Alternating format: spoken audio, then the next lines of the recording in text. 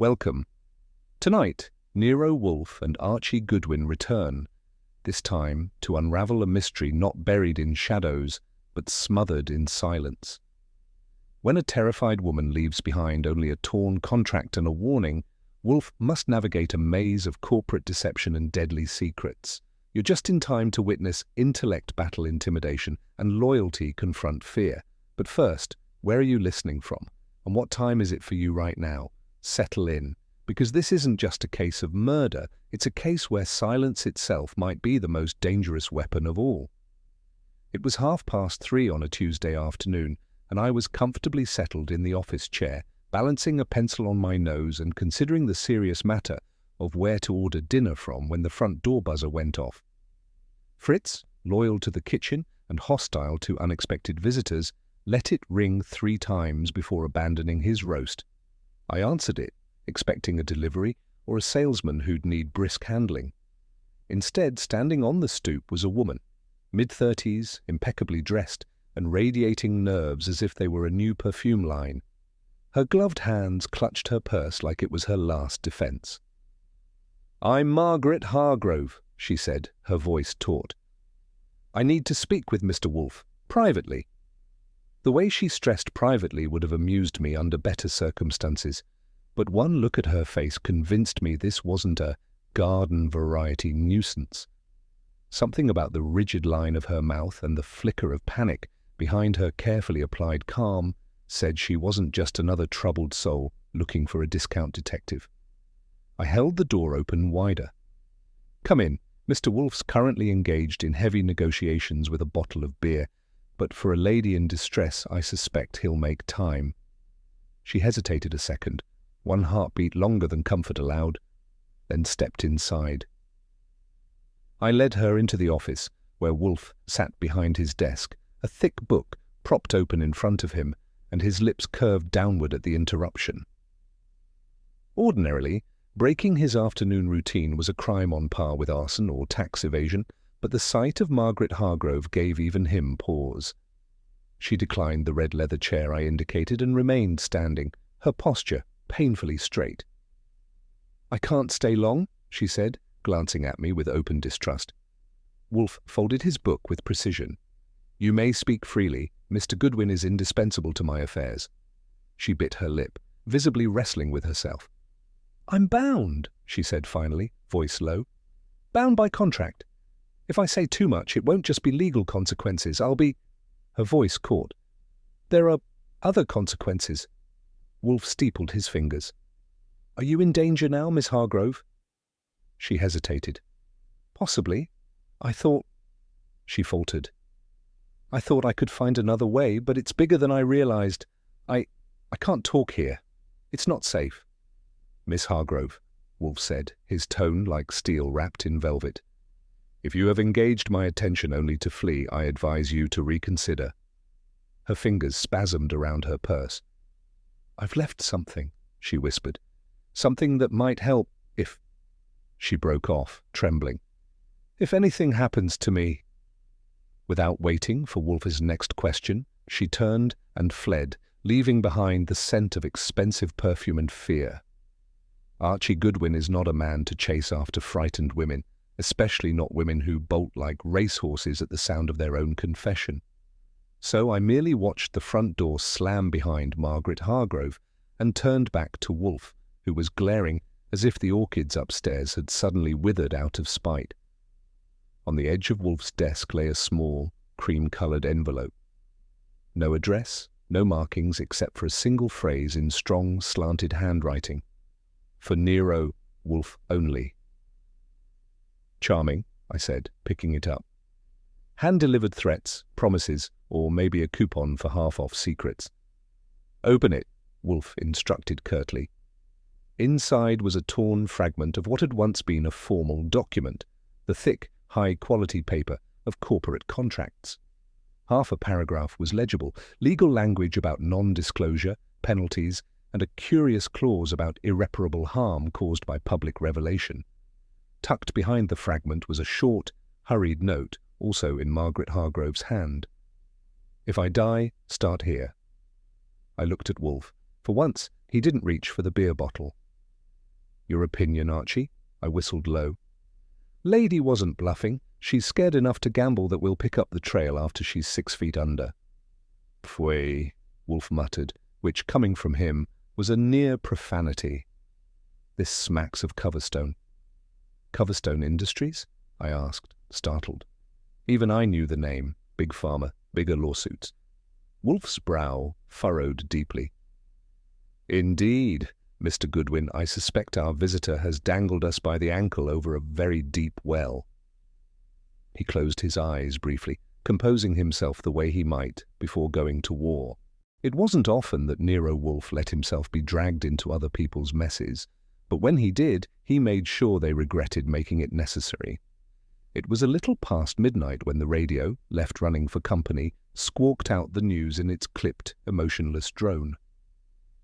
In local news, Margaret Hargrove, former attorney for the firm of Varner and Clyde, was found dead this evening in her Manhattan apartment.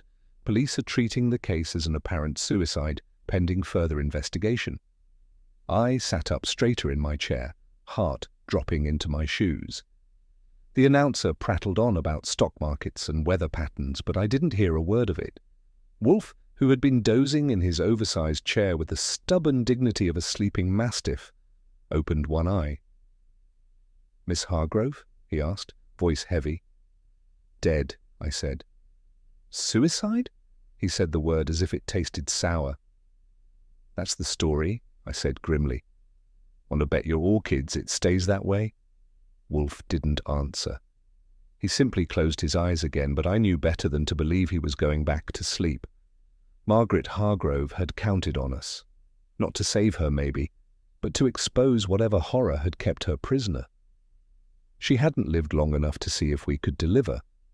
And somewhere out there, someone was counting on us losing interest now that she was conveniently out of the picture.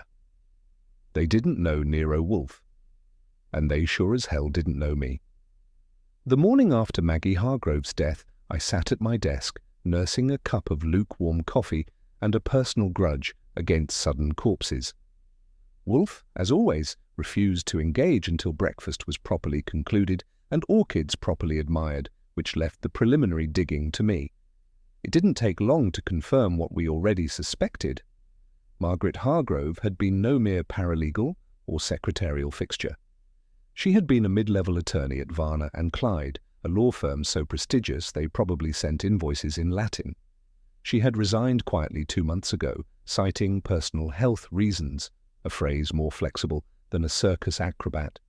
A few carefully placed calls to some acquaintances, and a minor bribe to a legal secretary who enjoyed cinnamon buns more than corporate loyalty, painted a murkier picture. Maggie hadn't been ill, she'd been pressured, shut out of meetings, her cases reassigned without explanation. In the tight, cold corridors of high-dollar law, she had been methodically isolated. More interestingly, one name kept surfacing like a bad penny: Coverstone Industries. Maggie had been involved in at least 3 cases touching Coverstone's pharmaceutical division.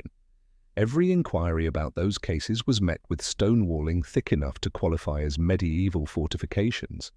By the time Wolfe summoned me upstairs for the day's tactical conference, otherwise known as bullying me into brewing fresh beer, I had a folder fat with trouble and a gut feeling that Margaret Hargrove's death was no suicide. Not unless you counted assisted suicide by corporate conspiracy.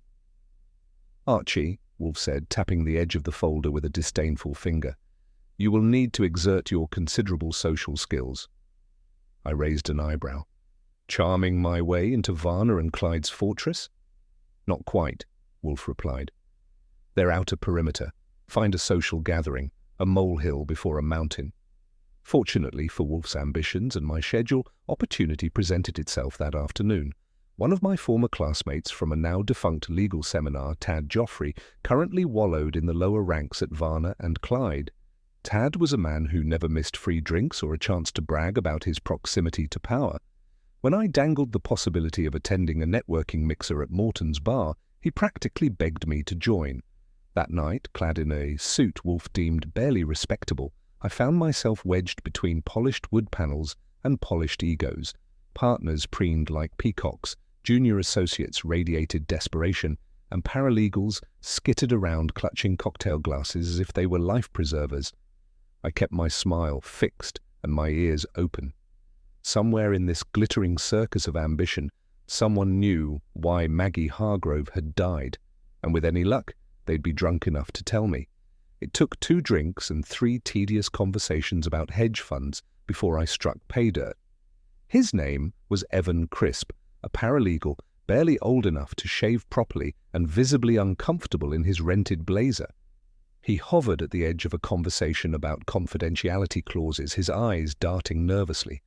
I sidled up, offered a drink, and a broad hint that I was sympathetic to the woes of underappreciated employees. Within minutes, Evan was babbling. She knew too much," he whispered, glancing around as if fearing invisible ears.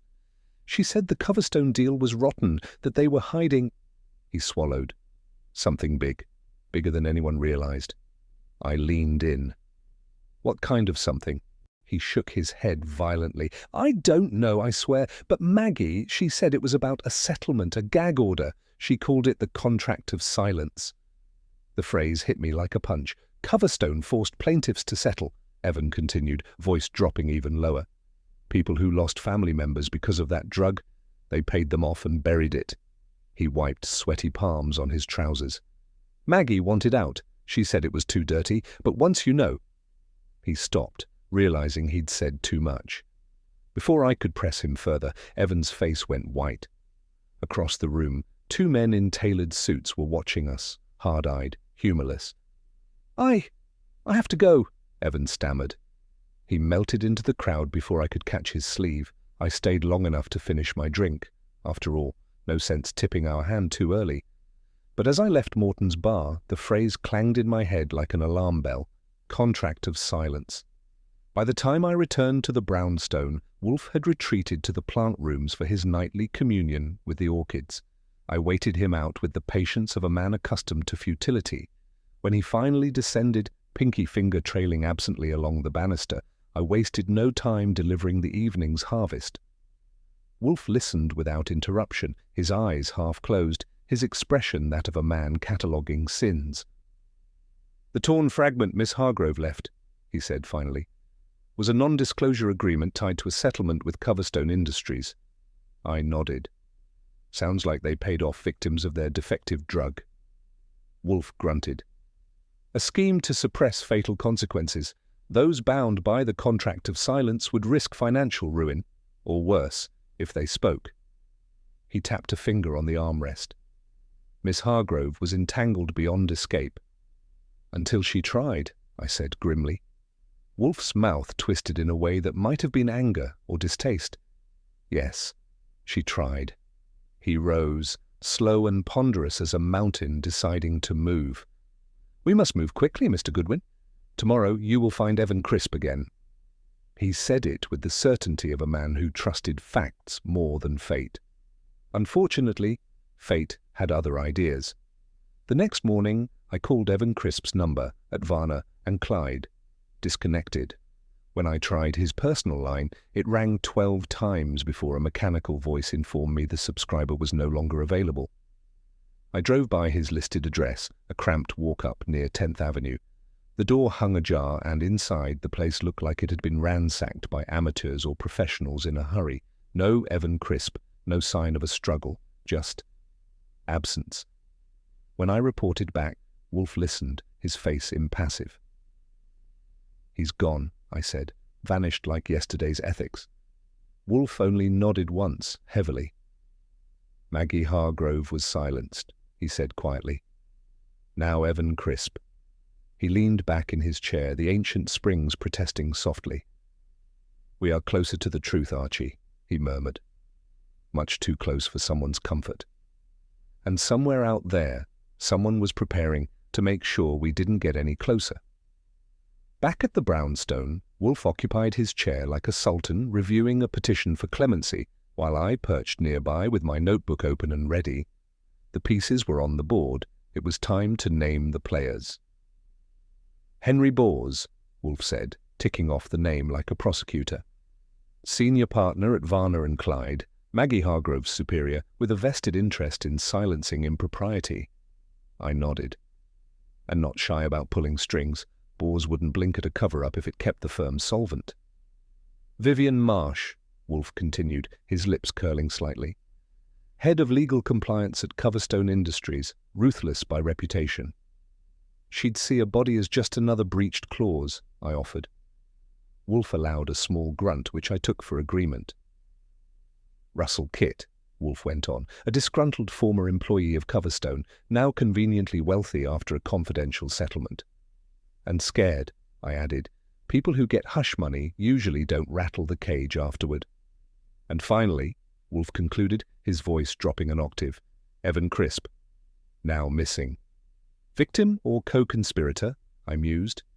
Both remain possibilities, Wolfe said. We must proceed methodically. I scribbled the names down, noting a thick cloud of motive hovering over each. Maggie had stumbled into something vast, a network of corporate cowardice and betrayal. Wolfe pressed his fingertips together, eyes narrowing. It is not merely who killed Miss Hargrove, he murmured. It is why they believed her death preferable to exposure. And that, I thought grimly, was a question someone out there would kill again to keep unanswered. Tracking down Maggie's next of kin wasn't difficult. Laura Hargrove lived in a modest apartment near Columbia University, where she taught comparative literature and, judging by her thin smile, found more honesty in fiction than in life. She welcomed me in with the wary courtesy of someone who'd fielded too many condolences already. I accepted weak coffee and a seat on a battered sofa. Margaret never told me much, Laura said, twisting a paper napkin between her fingers. She said she was trapped. Trapped how? I asked gently. She shook her head. Legally, personally. She didn't dare explain, only that there were people watching her, people who could destroy her. I let the silence stretch, and after a moment, Laura continued in a whisper. A few weeks ago she said she was being blackmailed. She wouldn't tell me what they had on her, only that she had signed something she could never undo.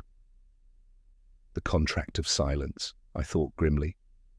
She wasn't suicidal, Laura added fiercely. She was scared but determined. She said she'd found a way to fight back. And now, I said, keeping my voice even, she's dead. Laura's hands trembled. You think they killed her? I think, I said carefully. People who are scared talk to lawyers. People who are cornered talk to men like Wolfe and me. She looked at me with bleak eyes. Be careful, she said.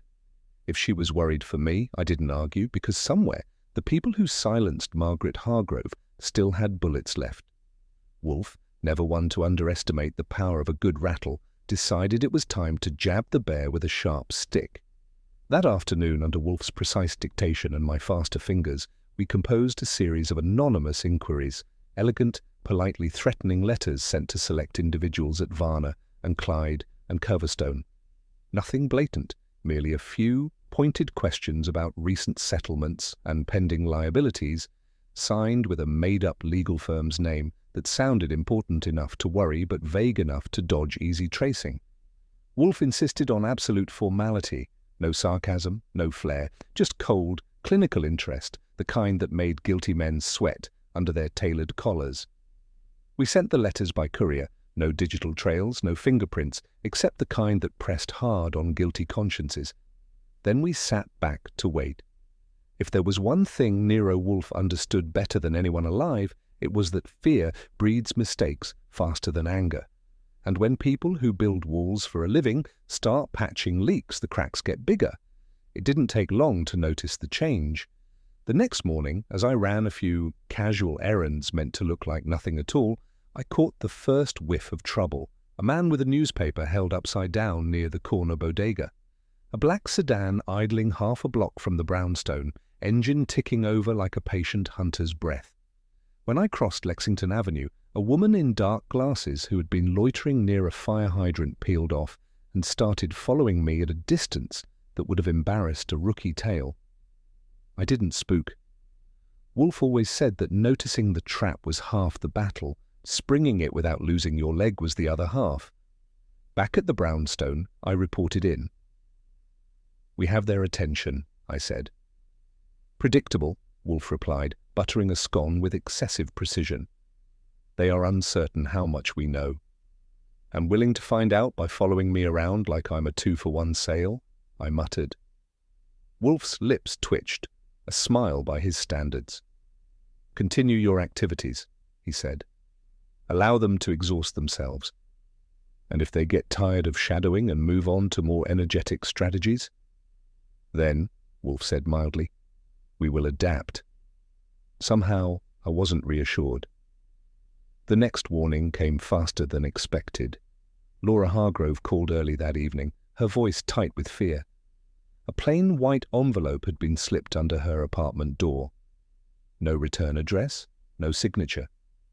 Just a single typed line. Stop digging, or you're next. I jotted it down, feeling the familiar, unpleasant knot tighten in my gut. When I relayed the message to Wolfe, he barely raised an eyebrow. Proof, if we required it, that we are dealing with amateurs in a hurry, he said. True professionals would not telegraph their intentions. Comforting, I said dryly. Wolfe tapped a finger against the armrest, thinking. Miss Hargrove must be protected, he said at last. Send her to a hotel under an assumed name, preferably one with discreet security. And us? I asked. We, Wolfe said. Continue. His voice was calm, but something in his eyes, something cold and relentless, made it clear. The game had changed, and whoever had decided to escalate would soon wish they hadn't. The news broke over coffee, Wolfe's demilitarized hour of the morning, and ruined both his temper and Fritz's carefully prepared soft-boiled eggs. Body found in East River, identity pending, the newscaster droned, but by the time the name Evan Crisp floated from the speaker, I was already reaching for my hat. An hour later, down at the precinct, Inspector Kramer gave me the courtesy of a grim frown and a thin manila envelope containing the facts. Evan Crisp, deceased, ruled accidental drowning pending autopsy, no foul play suspected, case closed, except, of course, for Wolfe. Back at the brownstone, Wolfe received the news in silence, his thick fingers steepled under his chin. He was not a swimmer, Wolfe said flatly. I nodded. No history of depression either, no suicide note. And no credible reason to vanish unless compelled, Wolfe said. Miss Hargrove tried to expose the truth, Mr. Crisp tried to flee it. Both met death disguised as misfortune. He closed his eyes briefly, then opened them, sharper than ever. We are no longer dealing merely with a cover-up, Archie. We are facing extermination of witnesses. I poured myself a double shot of coffee and ignored the burn. Someone out there was playing for keeps, and Evan Crisp was just the opening move. We decided it was time to rattle Coverstone's cage directly. Officially, Vivian Marsh was the head of legal compliance, but rumour had it she was also their unofficial warden, keeping secrets locked up tighter than Alcatraz. I placed a polite call requesting an interview under Wolfe's fabricated pretext of settlement review. The receptionist's voice tightened audibly when I mentioned Wolfe's name, and 15 minutes later I found myself directed not to Ms. Marsh's office, but to Coverstone's front lobby, where two polite but muscle-bound gentlemen wearing identical suits informed me my appointment had been cancelled. When I pressed, with all the charm and fake humility I could muster, the smiles vanished. One of the suits stepped forward, his hand casually brushing his hip, where a concealed holster bulged under his jacket. The message was clear enough even for the slow-witted turn around, walk away, and forget the whole idea before forgetting became permanent. I left with my hide intact and my pride only slightly battered. Back at the brownstone, Wolfe listened without interruption. As expected, he said finally. They're not just stonewalling, I said. They're using hired muscle. Wolfe's lips thinned. They are desperate. And scared, I added. Fear, Wolfe said softly, makes fools of the intelligent and murderers of the cowardly. Whatever Coverstone was hiding, it was large enough to warrant killing for. And we were stepping all over it. After lunch, lamb chops, creamed spinach, and a bottle of Riesling. Wolfe summoned me back to the office. "The central premise," he began, "is that Coverstone Industries faced credible allegations tied to fatalities caused by their pharmaceutical product." "Check," I said, flipping my notebook open. "Rather than defend themselves legally," Wolfe continued, "they devised a settlement structure fortified by non-disclosure agreements that gagged all plaintiffs. This, I surmise, was administered through Varner and Clyde." "Neatly burying the bodies," I murmured. "In every sense," Wolfe said dryly. He tapped the torn contract fragment with one finger. "This was no casual legal shield, Archie. It was a deliberate suppression of evidence tied to human deaths, fatal side effects, suppressed research, falsified results. The depth of their perfidy remains to be measured." "And Maggie Hargrove stumbled onto it," I said grimly. "More," Wolfe said. "She sought to break free." He leaned back, his eyes heavy with something colder than anger. "Miss Hargrove's death was not a spontaneous decision," he said. "It was a tactical necessity, the removal of a liability." "And Evan Crisp?" I asked. "An expendable accessory," Wolfe said. He knew enough to panic, but not enough to protect himself. I closed my notebook slowly. We weren't just investigating a murder. We were treading the edges of mass corporate manslaughter. And Coverstone Industries intended to make sure we didn't get much closer. With Wolfe's blessing and his thinly veiled disapproval of my field excursions, I returned to Crisp's apartment for another look. The place had been abandoned but not completely sanitized. A desk drawer, jammed shut, yielded under polite but firm persuasion. Inside, under a litter of utility bills and expired grocery coupons, I found the jackpot, a half-shredded printout. Most of it was unreadable, the work of someone in a hurry, but enough remained. Proprietary settlement protocols, contract of silence program, liability containment, mortality cases redacted, mortality cases. I pocketed the fragment carefully and got out before whoever had missed it realized the oversight. Back at the brownstone, Wolfe examined the scrap with care. "Crude," he said, "but definitive." "It's real," I said. "It was always real," Wolfe replied. "Now we have proof, however fragmentary." He leaned back, expression unreadable. "Someone at Coverstone authorized systemic suppression of fatal outcomes tied to their product," he said, "and enforced silence through fear and force." I tapped the shredded paper against my palm. "Sounds like organized crime," I muttered. "No," Wolfe said softly. "Organized fear." And it wasn't finished yet. Wolfe said nothing for a long moment after I finished reporting. Then he opened his eyes, slow and deliberate. "We are not confronting individual malfeasance, Archie," he said. "We are confronting institutionalized terror, a system that survives by ensuring no one speaks and that punishes those who dare." "Which means," I said, "we're not chasing a single killer." "No," Wolfe said. "We are challenging an entire fortress built on silence." He rose heavily from his chair, crossing to the globe stand.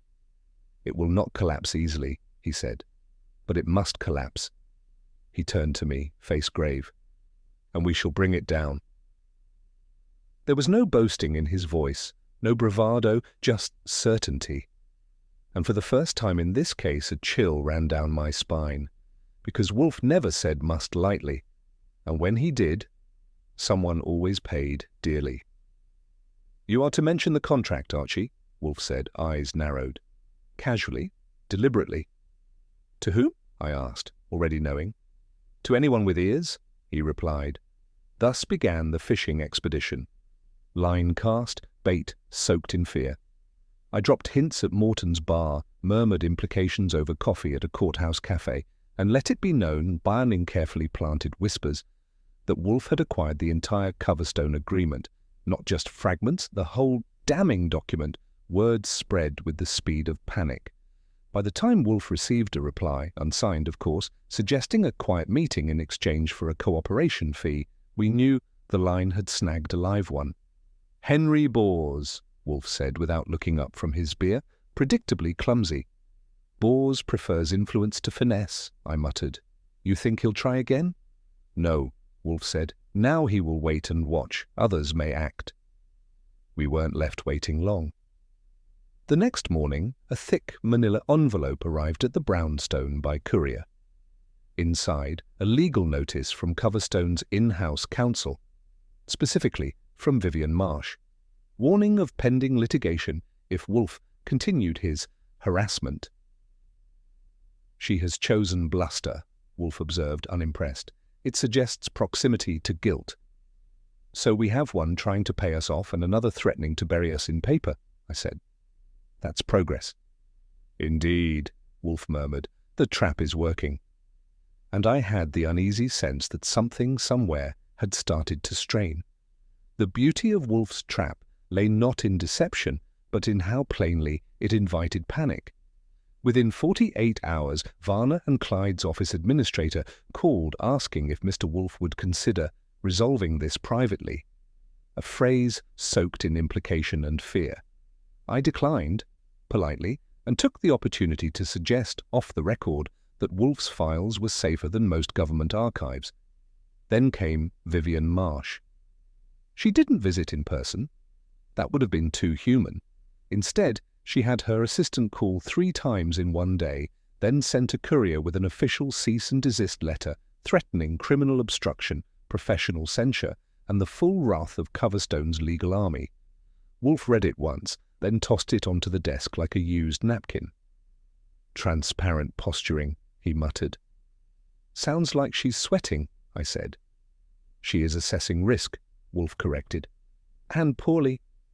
There was still no word from Russell Kit, the third leg of this ungodly triangle, but that too was telling.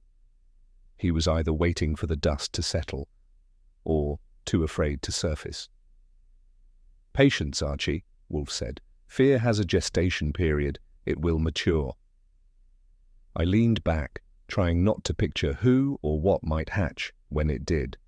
But Wolfe was right. When people know their lies are running out of road, they don't brake, they accelerate. And sometimes they crash straight into us. He arrived just after 9, reeking of gin, sweat, and desperation. Russell Kit. Ex-Coverstone legal assistant turned whistleblower, turned ghost. We'd tried to find him. He'd dodged us, until now. I opened the door and stared. "You look like a man who's either about to confess or collapse," I said. "Both," he croaked. "Is Wolfe?" "Inside," I said. "Tread carefully. He dislikes interruptions and cheap cologne." Wolfe gave Kit a withering glance as he staggered in, but gestured toward a chair without comment. Fritz brought coffee unbidden, strong, black, and necessary. "I shouldn't be here," Kit muttered. "They'll kill me too." "They?" Wolfe asked quietly. Kit's hands trembled around the cup. "Coverstone. Varner and Clyde. It's all the same. They paid people off, buried the deaths, suppressed side effect data on a hypertension drug that killed more than it cured." He took a gulp of coffee and shook his head violently. "But Maggie wanted to undo it. Said the NDA wasn't airtight, that she'd found a clause, a technicality, that could break the gag order." "And," Wolfe prompted. "They knew," Kit whispered. "They knew what she was planning." "How?" He rubbed his face. "Someone in-house, a partner, maybe Marsh, maybe Bors, doesn't matter. Once they knew it was over, Maggie was dead within the week." "And Crisp?" I asked. Kit laughed hollowly. "He tried to run, thought he could hide. Idiot." "You stayed silent," Wolfe said. "I stayed alive," Kit snapped. "And now?" "Now," he said, voice cracking. "I want it to end." Wolfe leaned back, watching him like a chessboard. "It will," he said, "but not in the way you imagine." "Before you drown yourself in guilt," I said. "What exactly did you see, Kit?" He hesitated, not from shame, but from fear. 4 days before Maggie died, he said slowly, "I saw Bors and Marsh meet in private. Unscheduled, off the books. It wasn't in the conference room. It was in the sub-basement file vault. No one goes down there unless something's meant to disappear." "Did you overhear them?" Wolfe asked. "Only fragments, but the tone, sharp, urgent. They mentioned her name, Maggie's. Marsh was nervous, Bors wasn't. He was resolved. And you told no one. Would you have? Kit shot back. Everyone I knew who talked died. Maggie, Crisp, even a guy from accounting who leaked budget discrepancies. Car accident, convenient. I scribbled it all down while Wolfe tapped one finger against the arm of his chair. You believe Bors and Marsh sanctioned Miss Hargrove's death? Wolfe asked. Kit's hands clenched. I know Bors did. Marsh? I don't know. She looked like she wanted out but was too far in. And now, I said, you've come to us. Because I'm next, he whispered. I've been followed, watched, and I figure if I'm going to get killed, I might as well buy some justice with it. Wolfe said nothing, but something shifted in his expression, a quiet resolve. Kit didn't know it, but he'd just moved the last piece into place. And Wolfe, like always, was already thinking 3 moves ahead. Kit left under Archie's supervision, hidden under Fritz's spare overcoat, and a borrowed driver to ferry him to a temporary sanctuary Wolfe arranged discreetly through an old contact. Once the door clicked shut, Wolfe turned his gaze toward me, his tone colder than the cellar vault Kit had described. Tomorrow, someone will attempt to eliminate you. I blinked. Me? What for? Because they cannot reach me, Wolfe said. You are the visible instrument of our inquiry. You have dropped the hints, handled the contacts, spooked the devils. Nice to be appreciated, I muttered. Wolfe ignored me. You are to adjust your routine, vary your routes, do not walk alone at night, keep your revolver at hand. That's very warm and fuzzy, I said. Are we sure it's not you they're after? They know better, Wolfe said grimly. I opened my mouth to protest, then shut it again, because he was right. The net had tightened, the bait had been swallowed, and the hands that pulled the strings were now groping for the knife, which meant tomorrow might be my turn on the slab, unless we played it faster than they did. And Wolfe? Wolfe never played to lose. Wolfe's invitations were not framed as such. They were instructions, and recipients ignored them at their peril. That afternoon, the brownstone was unusually crowded and dangerously civil. Seated in the red leather chairs across from Wolfe were Henry Bors, polished to the point of reflecting light. Vivian Marsh, sharp-eyed and composed but too still for comfort, and, by Wolfe's demand, Inspector Kramer, who occupied the armchair with the weary irritation of a man who knew he'd be asked to arrest someone before dessert. Russell Kit sat off to the side, pale and fidgeting, sipping water like a man trying to forget gin. I stood, as usual, near the bookshelves, notebook closed but mind open. Wolfe waited until everyone was seated before speaking. "Ladies and gentlemen," he said, his voice deceptively soft, "I have invited you here to resolve the matter of Margaret Hargrove's death and the network of lies that necessitated it." Vivian's mouth tightened. Bors merely raised a single brow. "I warn you," Wolfe continued, "that I am not the police nor a prosecutor. I am a man of logic, and I have followed the logic of this case to its inevitable conclusion." Kramer grunted. "And what conclusion is that?" Wolfe turned his gaze to the room. "That a crime was committed, not one of impulse, but of design, and that among us sits the one who ordered it." No one moved, but every eye flickered, just once, toward the man with the most to lose. "The origin," Wolfe said, his voice taking on weight, "was Coverstone Industries. Specifically a drug marketed under the name Viamax, which had the unfortunate side effect of causing cardiac arrest in a statistically significant minority of patients." Vivian shifted, but said nothing. "When preliminary results suggested danger," Wolfe continued, "Coverstone faced a choice: withdraw the drug or suppress the findings and pay settlements to affected parties in secret." He turned his gaze on Vivian. "You, Ms. Marsh, oversaw the legal architecture of these settlements. Confidential agreements with embedded penalty clauses and lifetime gag orders. An elegant structure. Evil, but elegant." Vivian's jaw clenched. "You have no standing—" "I have proof," Wolfe said, and gestured to the torn contract fragment on his desk beside a printed copy of the shredded email draft retrieved from Evan Crisp's apartment. The plaintiffs, bound by these agreements, were silenced, not by law, but by fear. Financial ruin, retaliation, professional annihilation. It was not merely unethical, it was criminal. He shifted his gaze now to Bors. And Varner and Clyde served as Coverstone's willing confederate. You, Mr. Bors, managed the settlements. You funneled them through ghost accounts and shell firms, ensuring no signature ever led back to your clients. Or to you. Bors raised a hand.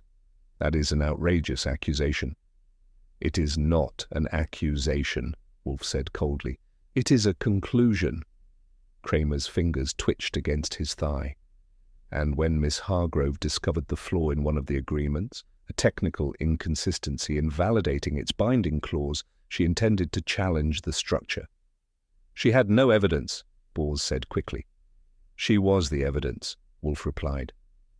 Silence settled like dust. She had to die, Wolfe said softly. And so she did. And across from him, Henry Bors, for the first time, forgot to breathe. She did not come to me first, Wolfe continued, voice now almost a murmur. She hesitated, not from doubt but from calculation. She wanted to break the machine without being crushed by it. He glanced briefly toward Kit. She believed the defect in the contract, specifically the failure to properly execute the indemnity clause, would give her the leverage she needed. She discussed her plan only with two people, Evan Crisp, who assisted her discreetly, and Mr. Kit, who witnessed the aftermath. Kit swallowed hard, but didn't speak. She was cautious. She gathered documents, recorded inconsistencies. She planned to approach regulators quietly, but someone— Wolfe's eyes flicked to Marsh, then Bors. Someone discovered her intentions. Vivian leaned forward. She never filed anything. You have no record, because she never got the chance, Wolfe said, cutting her off. She came to me as a last resort, frightened but determined, and she left behind not just documents but people who could confirm what she had uncovered. He nodded toward the papers. These fragments are enough to establish probable cause. Kramer knows it. The inspector gave no confirmation, but his silence was permission enough. Miss Hargrove believed in the law, Wolfe said. Naively, she believed her firm, her colleagues, and her profession would protect her. He leaned forward slightly. They did not. But I will. There was no anger in his tone. No pride either. Just the weight of absolute certainty. The kind that comes not from outrage, but from truth coldly, painfully earned. And in that moment, I knew Wolfe would not let go, no matter how far the rot reached, or how high it climbed. Wolfe turned fully now to Bors, folding his hands with deliberate calm. His voice was almost cordial, which in Wolfe's case signalled the beginning of an autopsy. Mr. Bors, you have stated publicly, and to multiple parties, that you had no recent interaction with Margaret Hargrove following her resignation. Is that correct? Bors nodded, tight-lipped. She left of her own volition. And yet, Wolfe continued smoothly, Mr. Kit has testified under oath, a statement ready for notarization, that he observed you meeting with Ms. Marsh in a concealed file vault 4 days before Miss Hargrove's death, during which her name was discussed. I'm sure Mr. Kit is mistaken, Bors said. Of course, Wolfe replied mildly. And Evan Crisp? Also mistaken, despite corroborating details that match Mr. Kit's statements precisely? Bors didn't answer. Wolfe pressed on. Your name appears on at least 3 settlement agreements tied to Viamax-related deaths, agreements now under scrutiny for containing irregular clauses. They were legally sound. Sound? Wolfe leaned forward. Miss Hargrove's draft memorandum, retrieved from Mr. Crisp's apartment, identifies an indemnity clause that, once breached by subsequent settlements, invalidates all prior non-disclosure terms. That's theoretical, Bors said. The law isn't built on theory. On the contrary, Wolfe replied, the law is entirely theory until applied. You knew the risk, and you knew what would happen if Hargrove exposed it. She had nothing, Bors snapped. A few notes and an idea. That wouldn't have held up in court. Perhaps not, Wolfe said. But she wasn't planning on court. She was planning on leverage. She was planning on going to the press. Bors's mouth moved, but no sound emerged. You met with Marsh, Wolfe said. You discussed contingencies, and then, days later, Hargrove was dead. That proves nothing. It proves motive, means and timing, Wolfe said, and in conjunction with the deaths of Evan Crisp and a suspiciously timed suicide in Coverstone's accounting division, it suggests something far worse. Bors laughed. Brittle, defensive. You think I killed her? No, Wolfe said. I think you arranged it. Bors stood sharply, but Kramer's hand came up like a steel gate. Sit down, Henry, the inspector growled. You're not going anywhere. And for the first time since entering the room, Bors sat like a man who knew he'd already lost. Wolfe turned next to Vivian Marsh, who hadn't spoken since her initial protest. Her hands, resting in her lap, were folded too neatly. Her voice, when it came, was controlled, but thin at the edges. I was responsible for the structure of the settlements, she admitted. Yes, but I never authorized violence. Yet you oversaw a system that relied on silence enforced by intimidation, Wolfe said. You were aware that evidence was withheld, that deaths were buried in legal language. Marsh inhaled slowly. That's what I was paid to do. It wasn't my job to question the morality, only the legality. And when Miss Hargrove challenged that legality, I advised against pursuing her, Marsh said quickly. I told Henry she wasn't a threat. But she was. Marsh looked at Bors, then away. He handled it. Wolfe gave her a brief, dispassionate nod. You may be charged, but not, I suspect, with murder. Kramer muttered something into his notebook. You've done enough harm, Ms. Marsh, Wolfe said, but I do not believe you killed anyone, not directly. She swallowed hard, but didn't speak again. She'd walked the line between complicity and culpability for too long, and now the ground beneath her was vanishing. Bors sat slumped in the red leather chair, no longer fighting, only waiting. Wolfe said nothing more to him. He didn't have to. Kramer rose, slow and deliberate. Let's make it simple, Henry, he said. Did you authorize the hit on Hargrove? Bors didn't look up. I didn't order anything, I just said it had to be handled. Handled how? I didn't ask, Bors muttered. Didn't want to know. Kramer nodded once. That'll do for now. He gestured, and a plainclothes officer stepped into view from the hall. Bors didn't resist as he was led out. Silence followed. Thick, tense, but somehow cleaner. Vivian Marsh stared down at her hands. Kit sat frozen, blinking at nothing. Wolfe adjusted a paper on his desk and turned to me. Archie, notify Mr. Parker at the Gazette. He may begin his exposé. About time, I said. I'm tired of pretending I can't spell pharmaceutical. Kramer cleared his throat. I'll have to call the DA. Yes, Wolfe said. And soon. Because the game, at last, was over. And for once, justice hadn't arrived too late. That evening, the brownstone was uncharacteristically quiet. No phone calls, no visitors. No muttered complaints from Wolfe about delays in his orchid fertilization schedule. Just the low hum of satisfaction, or exhaustion, that settles over a place when something terrible has finally been set right, if not reversed. Dinner was subdued, beer-braised beef, creamed leeks and a bottle of ale. Wolfe begrudgingly permitted me to choose. Fritz served in silence, as if honouring an unspoken pact that loud noises might break the spell we were under. Wolfe said little while eating, which wasn't unusual. He chewed, with slow deliberation, his eyes heavy, his movements a shade more weary than usual. I didn't press. After dessert, a peach tart I suspect Fritz made in advance celebration of justice, I carried my beer back to the office while Wolfe returned to his chair, lowered himself into its depths, and folded his hands.